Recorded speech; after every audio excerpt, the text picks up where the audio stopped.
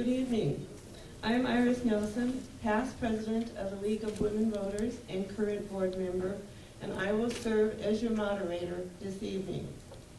On behalf of the League, welcome to this forum for the position of mayor for the city of Quincy. The purpose of the League is to promote political responsibility through the informed and active participation of citizens in government. The League of Women Voters is a nonpartisan organization that neither supports nor opposes candidates or political parties. Both WTAD and the Herald Whig are recording this forum live this evening. The format for our forum will be as follows. The candidates will have a 2-minute opening statement. The candidates have tossed a coin to determine the order of their statements. The 2-minute closing statements will be in reverse order. Candidates will have 1.5 minutes to respond to each question. Candidates, our timer is seated there in the front seat. Please watch her when you answer your questions. And after questions from the panel, we'll have questions from the audience. When writing your question, remember, it is necessary to address them to both candidates, and please keep them brief and to the point. No questions will be permitted that are slanderous, a personal attack. League sorters may rewrite questions for purposes of clarity. Please turn off your cell phones if you have not already done so. Other than cameras for the media, no cameras, including cell phone cameras, may be used. We ask that you refrain from applauding or otherwise demonstrating support or non-support for a candidate. At this time, I am honored to introduce the candidate for the mayor of the city of Quincy. Mayor John Spring, the Democratic incumbent. Thank you. And Kyle Moore, the Republican challenger. And I'd like to introduce our panel.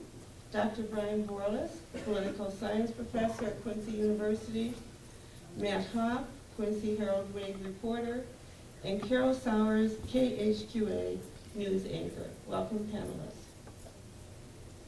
We will begin our forum tonight by asking the candidates for the 2-minute opening statements.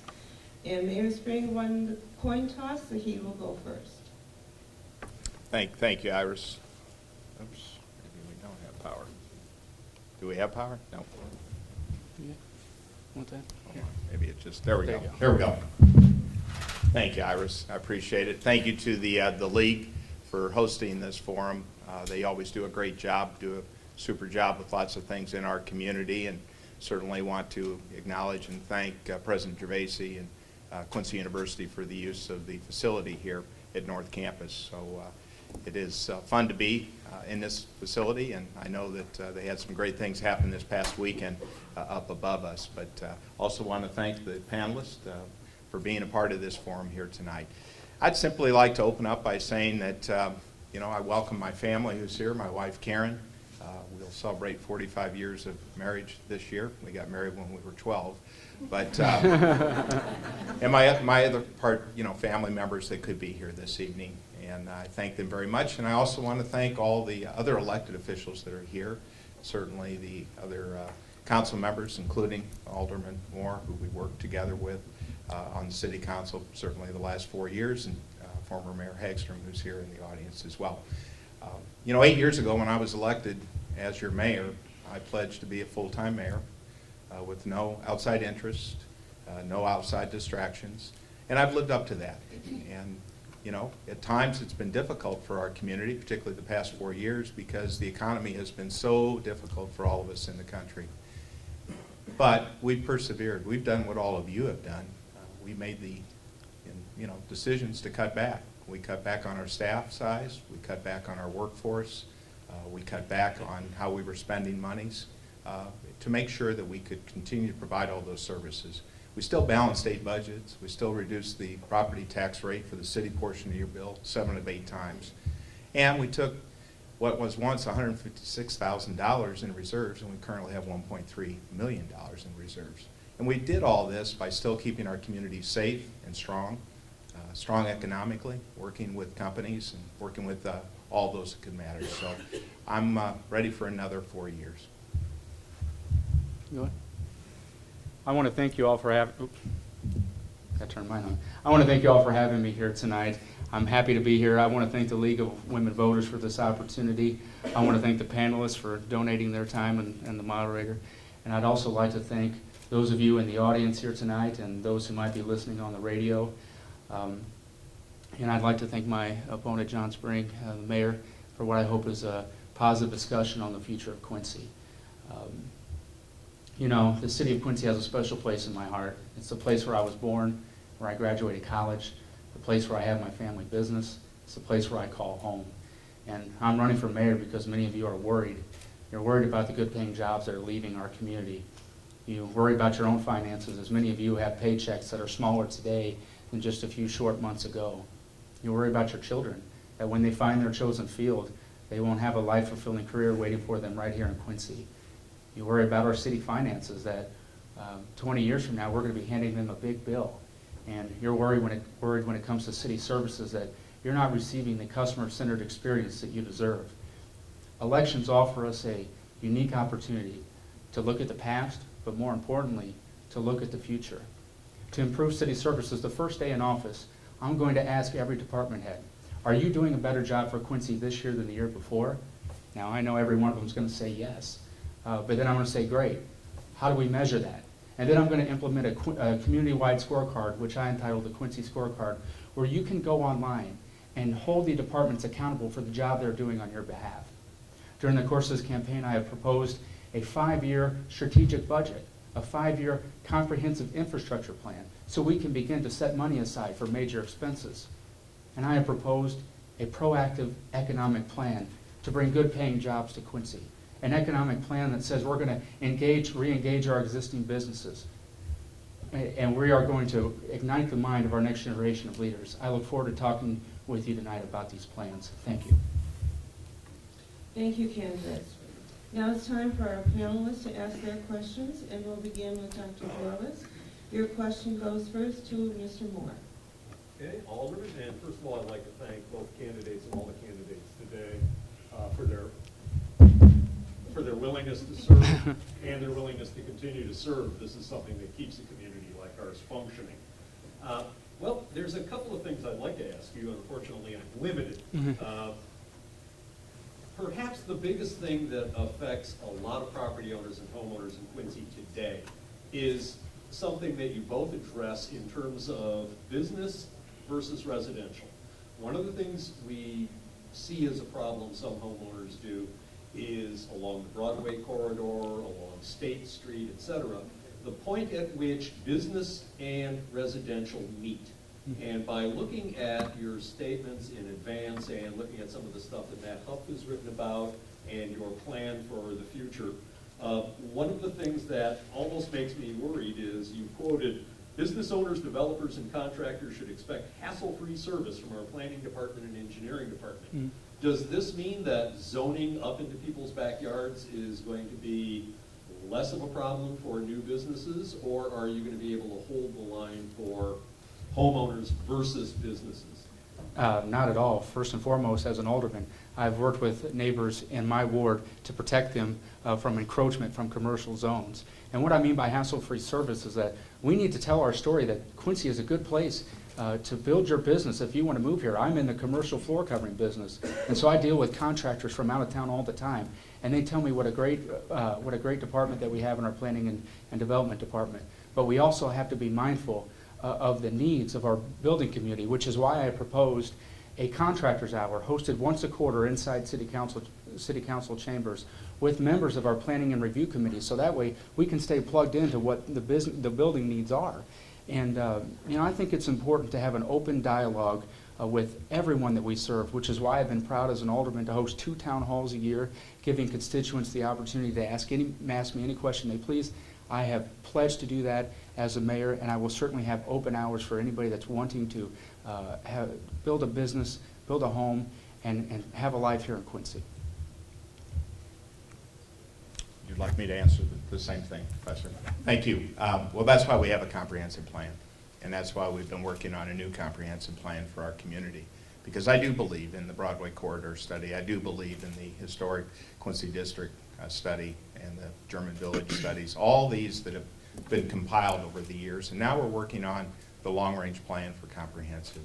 And what that entails is both resident, commercial, industrial, and manufacturing, so that we know what you want as residents, what you want first and foremost. As you know, just last evening we had discussion in regards to this, and we had speakers there at City Council, which are always welcome to come and speak about these type of issues, because we don't want intrusion into the residential areas. Our planning department does a wonderful job. Chuck Bevelheimer is one of the best, hardest working city planners I know, and his staff do an incredible job of working with our developers, working with residents. You know, there's a lot of opportunities for permits and other things, but we want to make sure that we don't intrude into the neighborhoods. Those should be protected at all costs, and I think that the city has done a really good job of putting this together, and we had 14 meetings in preparation for this new comprehensive plan that we hope to pass in the next couple of meetings. Mr. Hopp, your question goes first to John Spring.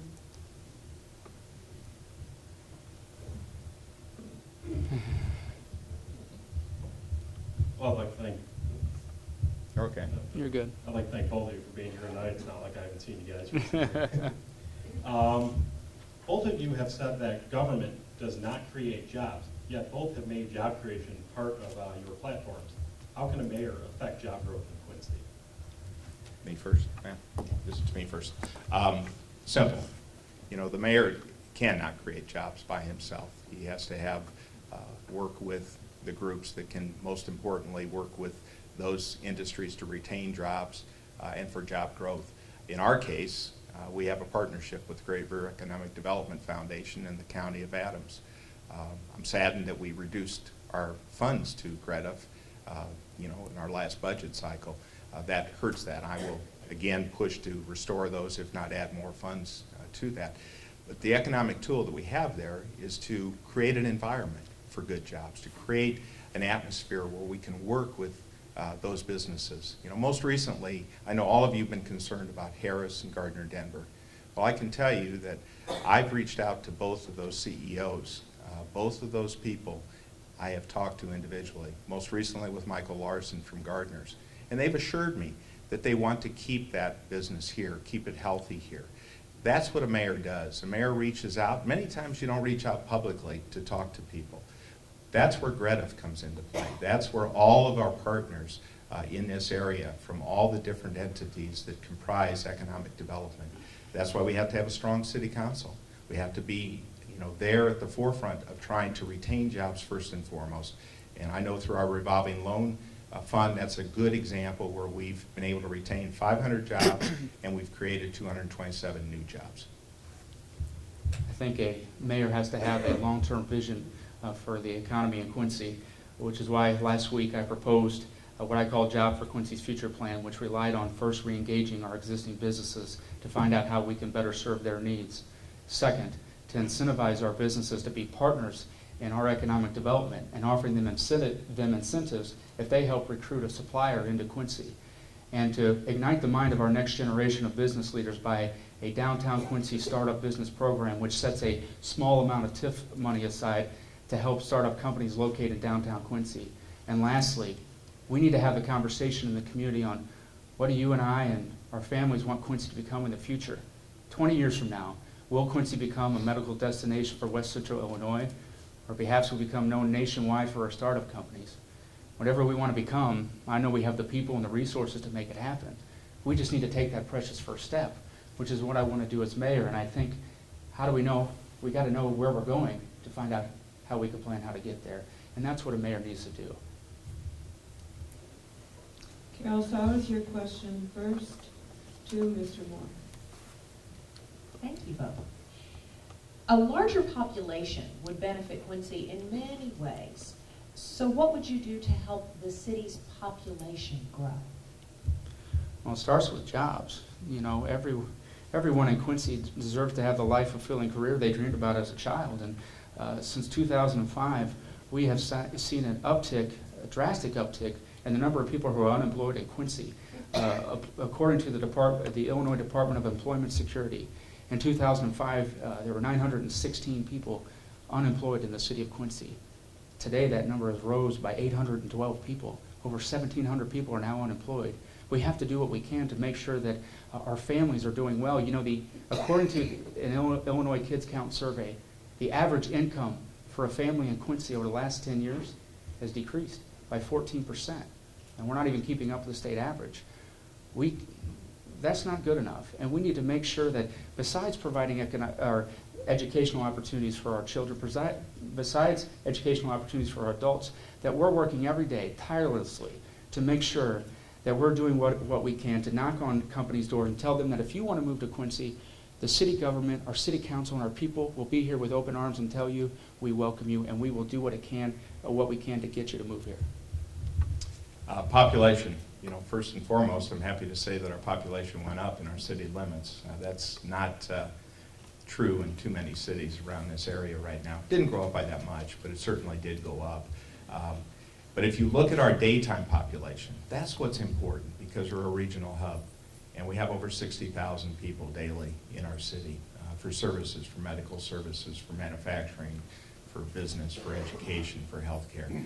So that's why we see a much bigger uptick during the day. And when people come to visit here, they can't believe we're only 40,633 on the green signs. The largest Quincy ever was in 1975.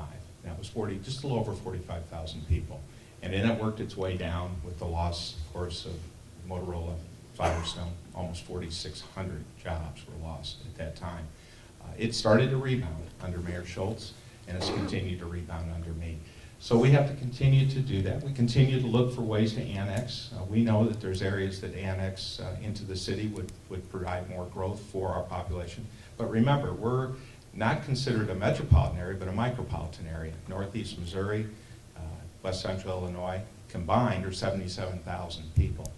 That's why we take advantage of programs like the Community Development Block Grant Program. That's offered to us even though we're under 50,000 population because they consider us a micropolitan area. So we will continue to do that. Education, schools are very important if you want to grow your community. Thank you. And Dr. Borles, your next question to Mr. Spring. Well, I'd like to ask you. Okay. I'd like to ask you both two sides of the same question. In your campaign materials, I've gotten some stuff from Mayor Spring's office, and I've been researching Alderman Moore's plans. And both of you tend to, well, obviously criticize one another's approach to various things. In a handout I got from Friends of John Spring, and again, I'm going to ask Mr. Moore to comment on this. He says that you voted against economic development, job creation, and you voted against youth education and quality of life on April 23rd, 2012. All right? Are you still opposed to children and jobs? And can you explain that vote in terms of the conclusion that's made by your opposition candidate? Dr. Borles, I need to remind you that the question has to be addressed to both candidates. Well, I'll let them both explain Okay. that conclusion If that that's Alderman Moore voted is against opposed to children and jobs based on the April 23rd vote. I think that would be just fine if both of you could respond to that. Sure. Would you like me to respond first? You know, I put factual information on my campaign materials, and it's, the fact that my opponent here, Alderman Moore, did vote against funding Great River Economic Development Foundation at the level that we were funding. And he did vote against all of our not-for-profit groups that had been receiving monies from the city. And most of those are geared towards children. I was opposed. Obviously, I didn't have the opportunity to vote on either of those issues as the mayor, but I do feel that those were wrong decisions for the community. Thank you for the opportunity to answer that. First, the vote. The reason for the vote, there was a $500,000 increase in our workers' compensation premium, so the city council had to take a proactive approach to find out how we were going to pay for it without raising your taxes, without borrowing money. And so many members on the city council worked to develop a plan. And part of that plan did include phasing out subsidies phasing out payments to subsidies over a 5-year period. Many people don't know this, but for many years, in fact, I believe since the 60s, the city was paying donations to charities. And it's hard for us at city council to pick winners and losers because we all have our favorite charities. And I find it a little disingenuous, and in fact, it really is offensive to me for somebody to say that I don't like children. I have 2 nieces that I love. I have a nephew. I was a big brother and big brother, big sister for 11 years, served on their board. I served on the board of Redmond Lee Youth Center. And this is politics as usual, and we need a break from that here in Quincy. And the way to turn the page on politics as usual is to vote for me on April 9th, and I hope you'll join me in doing that. Thank you so much. Can I just add one thing? That might be true, except the money went into the ward funds. When they removed the money out of those accounts, it went into their ward funds. So I'm not so sure that that is exactly what the alderman is saying here. But that's okay. We can move on. Thank you. And Mr. Hoff, your question first to Mr. Moore. The Illinois General Assembly has considered reducing shared revenues with local governments in recent years. One proposal in 2012 would have cost the city $2.9 million. How would your administration address such cuts if they occur? Well, first we have to look at all programs across the board, and we have to have a discussion in the community on what you want the city government to provide you. I mean, you know, I think the mayor had said, I believe it was 2 years ago when that happened, that it would be drastic cuts for the city, and I don't think either one of us would deny that would happen. So first, we have to look at the bottom line and what that's going to mean on a day-to-day basis. We have to look at our head count, and we have to look at the services we provide and take a look and ask residents, is that the service that you want us to deliver for that price?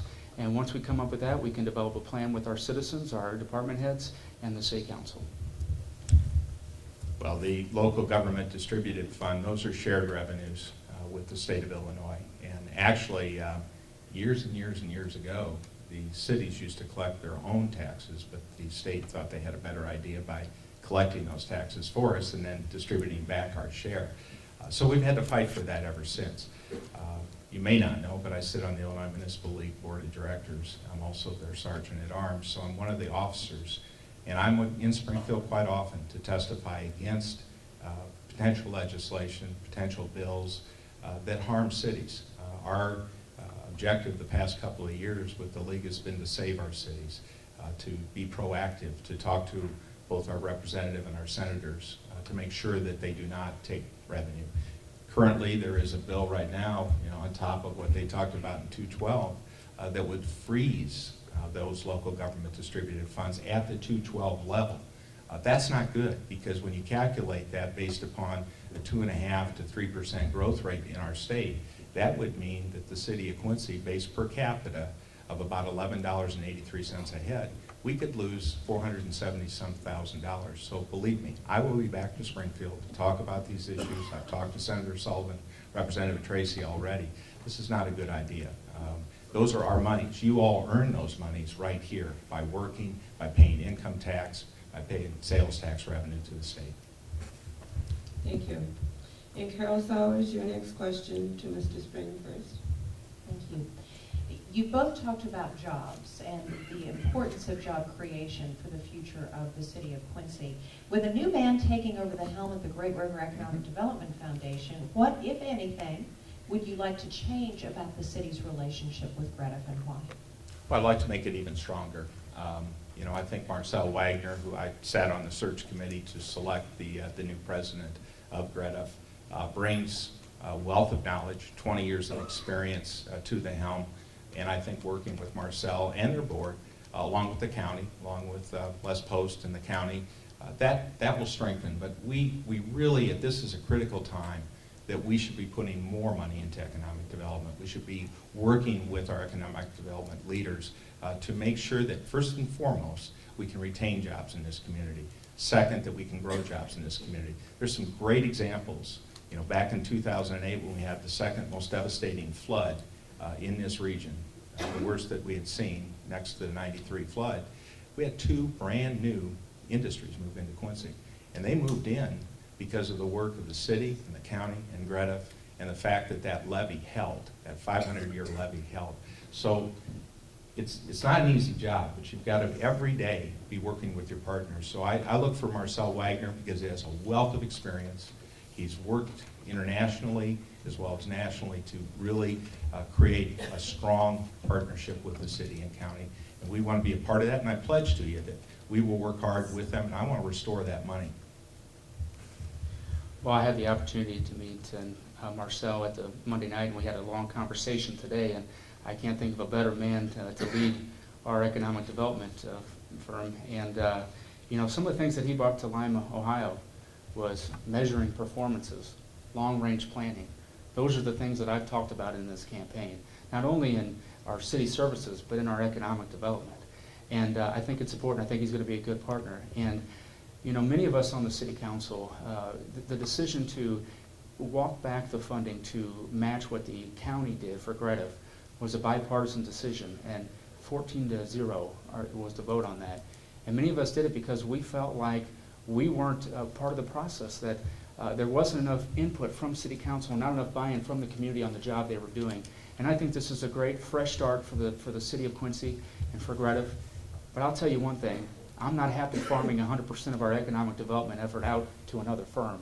As mayor, in Quincy, we need a champion for Quincy. And as mayor, I will be that champion. I will go out and knock on businesses' doors and say, listen, you may not have heard of our town, but this is what we have to offer you. And that's what we need. It's too important of a task to farm out 100% of our economic development responsibility to Greta. They're a great partner, but we can't just solely rely on them.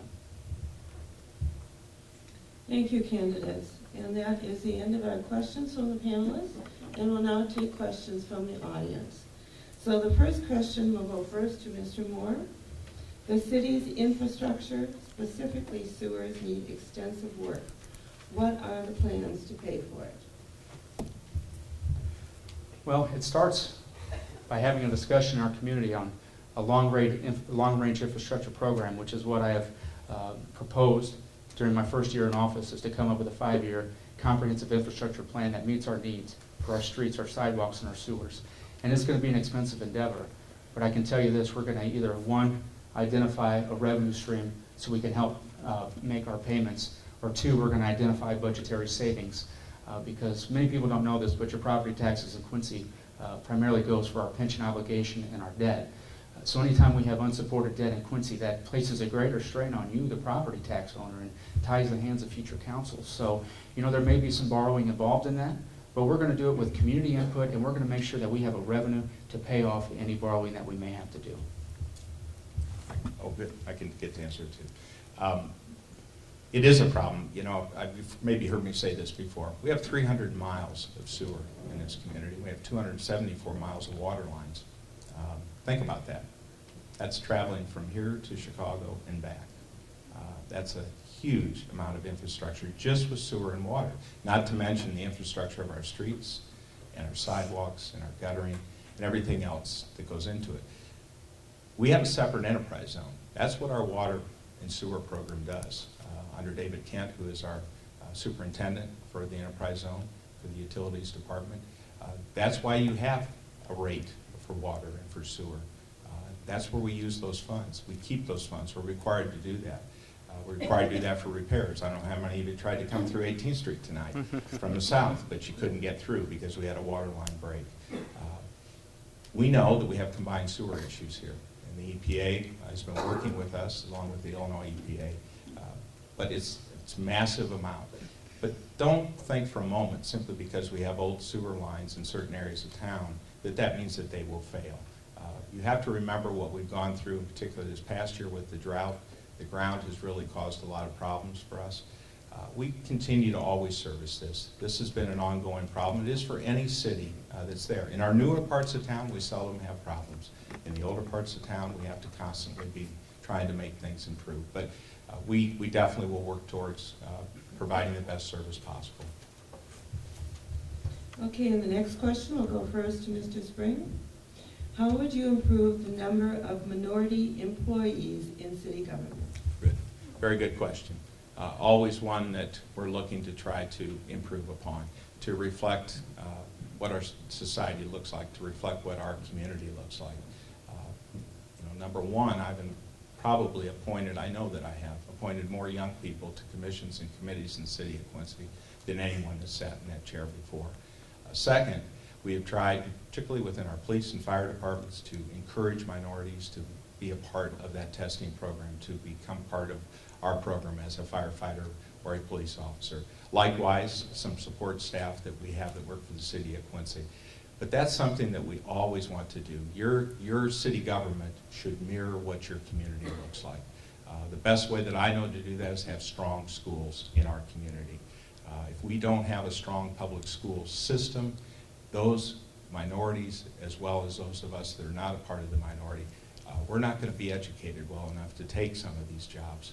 These jobs for the city aren't just people that ride, on a garbage truck or people that, clean our streets. There's a lot of opportunities in the city. We want to continue to always be open to minorities to be a part of, our overall focus. Each of the people that work for the city are very proud of their work each and every day. So I've always pledged that. The Human Rights Commission knows that. I've worked with them many a time on this issue. Well, I think we have to make sure we're having a long-term and constant dialogue with every member of our community, no matter the economic or social background. And I've served on the Human Rights Commission, and I could tell you one thing that we probably need to expand is our study circles. It's a lot of times hard for many of you and I to understand the walk that other people go through in their life. And what I found when I did a study circle is I had a lot more empathy for people and learned what they went through in their childhood and their life. And I think when we do that, when we open up our hearts and we open up our minds, then we don't see people by their color or their religion. We see them as human beings. And then we welcome them into our city, and they could be employed in our city government, or hopefully, they could find a career and start a business themselves. So I think, we have to keep an open dialogue and keep engaging the community on how we can better serve their needs and tell them we are here to serve on behalf of you.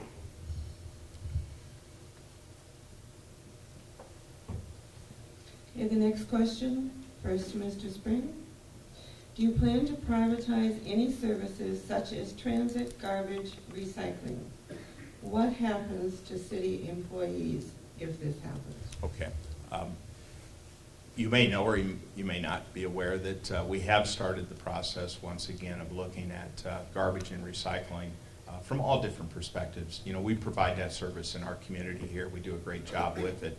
I've heard many a positive comment about how we pick up garbage and recycling, and we do contract out for your yard waste. But we have aging equipment, and we're looking at this. We have a bipartisan group of council members that are working with us as we study this issue. It's not anything that is different than any way that we've done it in the past, and certainly we want to make sure that we do what's right for you as the citizens. Now, we do have a great opportunity that we took advantage of a few years back at our wastewater treatment facility. And that's a combined effort. That's a public-private partnership. We have American Water presently down there. There's 2 employees with American Water. They supervise the plant. But the workforce there, the 9 workforce, are members of the city staff. That could be a possibility if that were to come up. But it's very premature to consider that. I think one of the things that we realize is that when you provide that service with your own people, if somebody gets missed, we go back and pick up their garbage. If somebody gets mixed, I see head shaking, we go back and pick up their recyclables. It's a process we have to go through every so often. We may have aging equipment, but that's why we have mechanics. And the mechanics keep that equipment running each and every day. The reason why we're having this discussion about our garbage and recycle fleet, and to give a little history, in 2001, the city borrowed $1 million to buy 5 new trucks. We paid that loan off with interest in 2006. We've known that the average lifespan of a garbage truck is 10 to 13 years, yet we've set no money aside. This is why implementing a 5-year strategic budget will help us, because now we're forced with talks of privatization or borrowing more money. As an alderman, I want to make sure that, 1, the services to my constituents do not get cut, and as mayor, I will make that same pledge. And at the same time, we have to have a plan that is fiscally responsible, so we're not drastically increasing our debt level, and also we're not 100%, we're not letting go of anybody, and we're making sure that everyone in Quincy, if you have a garbage and recycle need, that we're meeting your needs, and we're meeting your needs in a timely manner. Okay, the next question first to Mr. Moore. Will the city continue to share and develop bandwidth for the internet with academic institutions? Yes.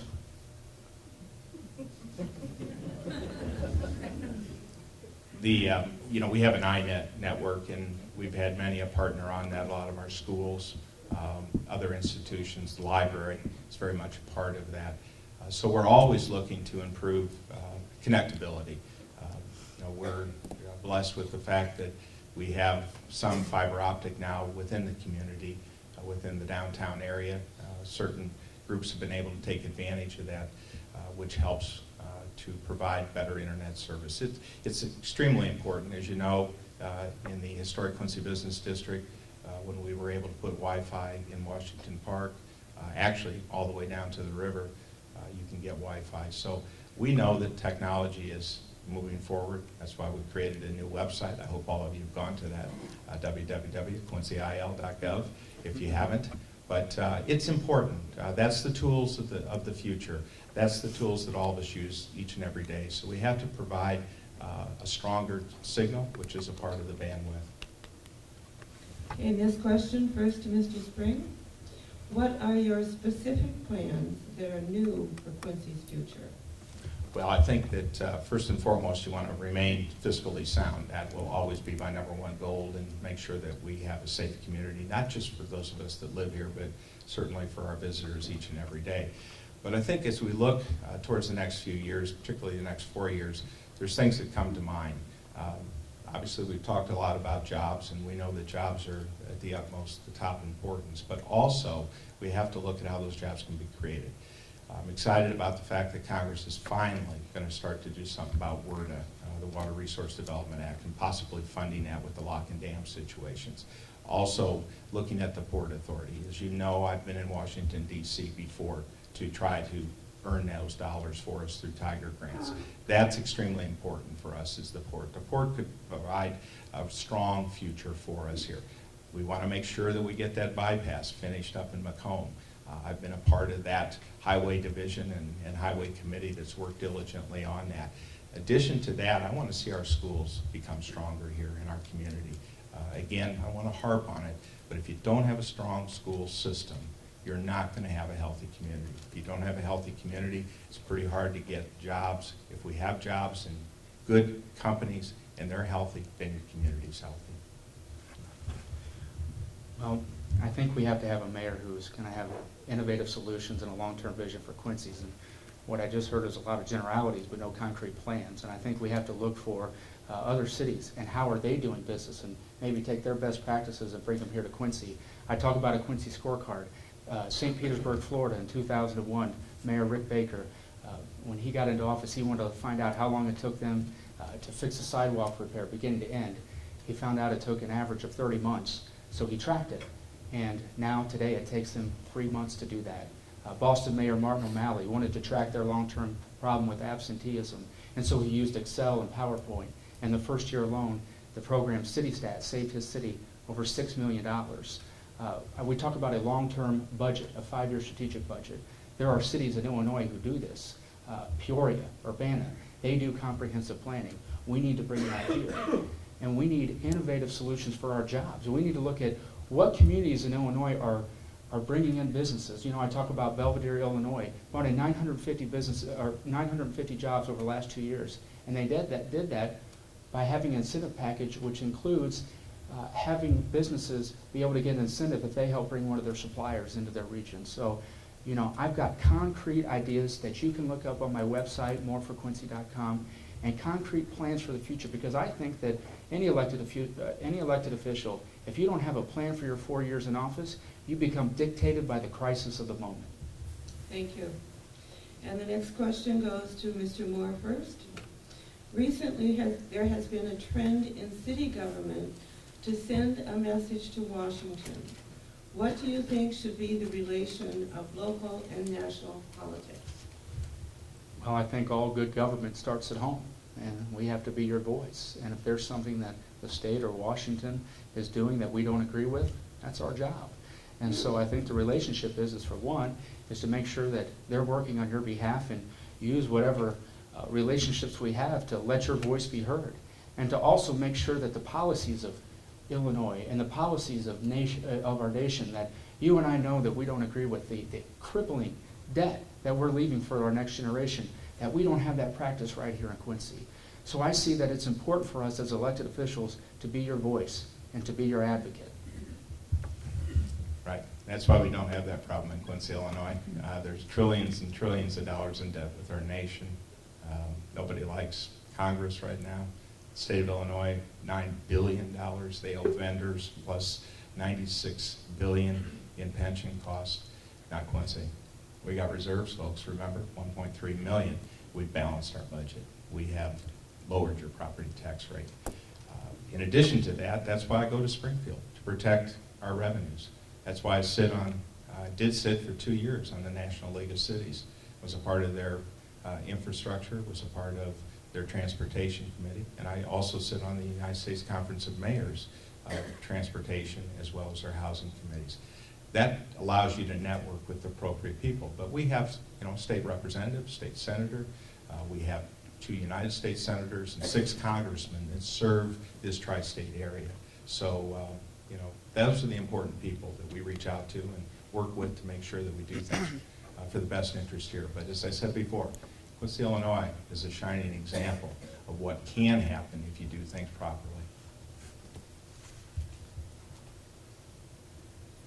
And the next question goes to Mr. Moore. Should be Mr. Spring, Mr. Spring, excuse me. yeah. Every city would like to control its own power source. Discuss how you would ensure our citizens see a benefit in the hydroelectric plan. Well, the hydroelectric plan, which has, of course, been a pretty hot topic during this campaign, I guess that's an understatement, right? We put our best foot forward, and we thought that we had something that would benefit our community. We worked hard. We hired the best of consultants. At the end of the day, the Federal Energy Regulating Commission decided that they didn't want to approve our license for Lock and Dam 21. Now keep in mind, we still have permits to others, but focus on 21 for a moment. The idea was to use the river, which flows every day at our doorstep, to produce that power. It's renewable. If you don't know, the state of Illinois by the year 2025 has to have 25% with those companies to produce power. 25% has to come from renewable sources. That could be solar. It certainly could be hydroelectric. There's no question about that, and wind power. But they have to meet that obligation. State of Missouri, by the same time, has to have 21%. We were trying to provide something for our community that we thought was good for the future. But as I said, at the end of the day, FERC didn't like that. And I remember Senator Mark Kirk standing up in front of 350 people at Chamber of Commerce luncheon, the Hall of Fame luncheon, and he said, hey, don't blame your city officials, don't blame your mayor, blame the Federal Energy Regulating Commission. They're the ones that took this away. I think it's important on a project like hydropower that ultimately the buck should stop with the mayor's office. And we could have chosen to do things different. We could have chosen not to put 100% of the risk on you, the taxpayers. We didn't. And this is a project that, best case scenario, was going to break even. Now, how many of you in your homes would do that? Not too many of you. And we have to be more conservative with our money than you would be in your home. And this is a project that we could have spent our energies and our monies on other things like bringing in good paying jobs to the city of Quincy. We lost $5.5 million of your money. $5.5 million. That's $5.5 million that we can't redo our streets. We can't redo our sewers. We can't fix your sidewalks. When we came up with our payment plan, we passed off $1.47 million of capital cuts to a future administration. That project, and continuing on with this project, is not moving Quincy forward. It's costing us money. And we need to take a clean break from this and say, you know what? We tried it once. We lost money. Let's stop it. Let's focus our energies on other projects that will help improve the quality of life here in Quincy. And this question first to Mr. Moore. Do you have a position on same-day or payday loan companies? Are they in need of more regulation? Well, I believe that would be something that's regulated from the state level here in Illinois. I think if a business is operating within our zoning and wants to come here in Quincy, if it's allowed by the state, it's not up to me to pick what businesses can and cannot move into the city. So again, I think that would be probably regulated on the state level. It is regulated on the state level. Secretary of State, if that business is in good standing with the state of Illinois, meets all the qualifications and regulations, they would have that opportunity to operate their business. I, for one, think it's difficult sometimes because they take advantage of those that maybe don't have the means to know that they may be getting themselves into more financial trouble. But at the end of the day, if they are approved by the state of Illinois, they still have to go through our process. They still have to go through the process of obtaining those permits to operate a business in the city of Quincy. But we really can't stop them based upon that. Let me back up for 1 second. I just want to remind you that when Alderman Moore presented his plan to repay the hydro, it was going to cost us $700,000 more in interest, and Alderman Moore made the comment that night that he thought the administration's plan was the best. Okay, and this question first to Mr. Spring. What is your position on concealed carry? Well, my position is the same position that I've had since day one when it was first introduced into our state as a possibility, that I'm in favor of concealed carry with the stipulation that people receive the proper training and they follow the state laws that are governed by that will be fulfilled and regulated by both our police department and sheriff's department here. But I'm very much in support of that. People have the right based upon the rules of our Constitution, and I do not oppose that and never have. I am for concealed carry, and I certainly, as mayor, would not join Mayors Against Illegal Guns, which has fought the NRA tooth and nail for the last few years. And I want to go back to what my opponent said about my plan to repay our hydro debt. Excuse me, just yeah. stick to the question, please. Okay. Hey, go. Well, I will paraphrase this. If somebody has an idea that is better than mine, I'm not afraid to admit it, and I don't have all the answers. And in government, sometimes we propose something, especially me being a part-time alderman. You try your best, but if somebody comes up with something better, that's okay. There's no right or wrong. We're all in it together, and we all love Quincy. So I'm not ashamed to say when full-time people come up with something, a plan to address a complicated issue like that, that, you know what, they did better than I did. That's okay. We can do that. We're human. We can admit it. And the reason why I proposed something like that is because we weren't talking about how we were going to repay that debt, and I did it to get the conversation started. And it's important as leaders that we be proactive in addressing our concerns here in Quincy and the things that we need to address. So thank you for letting me answer that. Okay, the follow-up questions have to come, and it's a 30-second answer. Sure. But it has to be a follow-up to the question, so please keep that in mind. And this question to Mr. Moore, do you have plans on how we can improve tourism in Quincy? Well, sure. I think, our tourism industry has grown here in Quincy.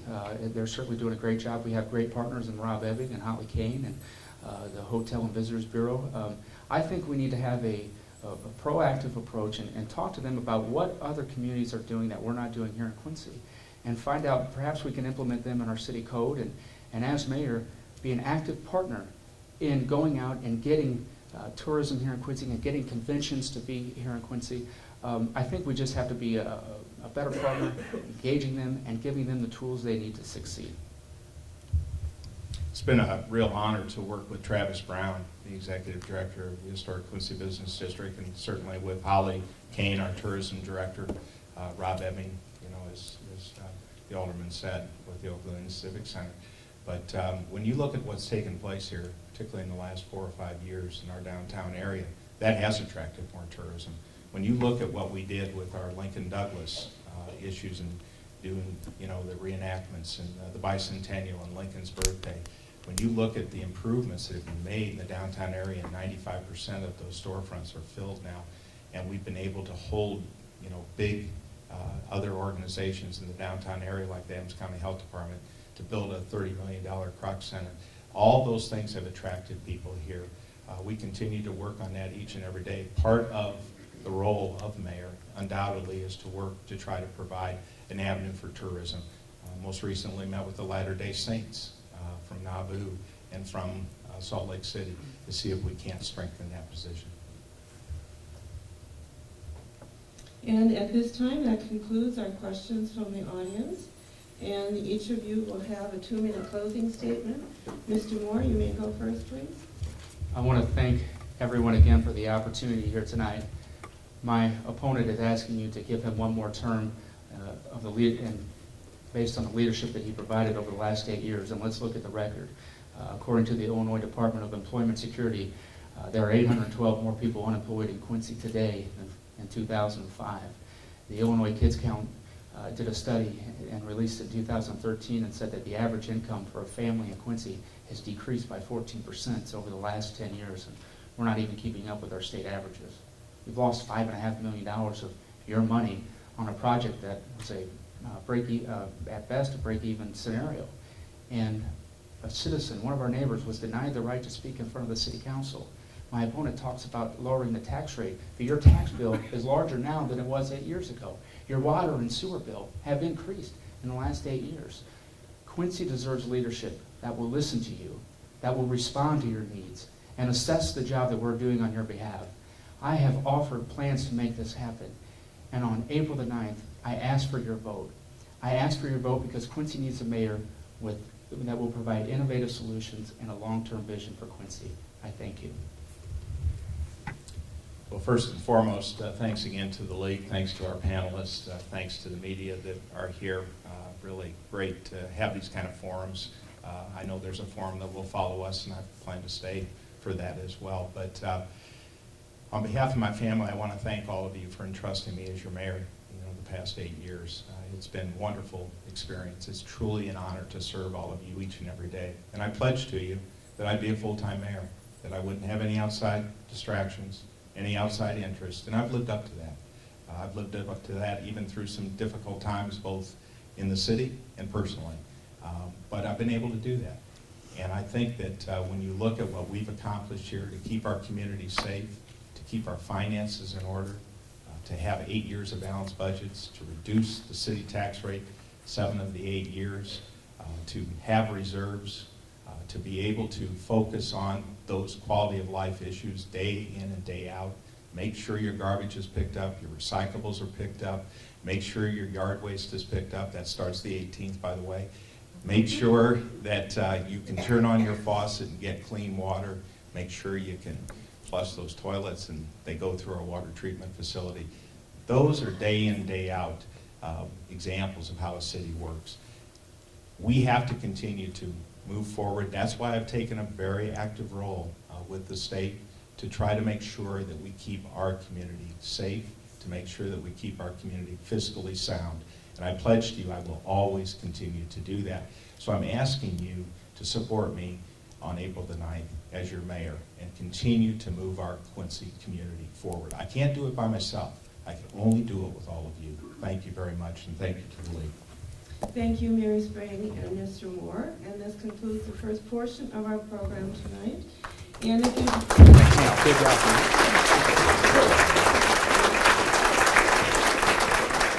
Probably better take these so they Yeah, exactly. We'll take just a They'll few get my minutes cold to and they'll set hit me. up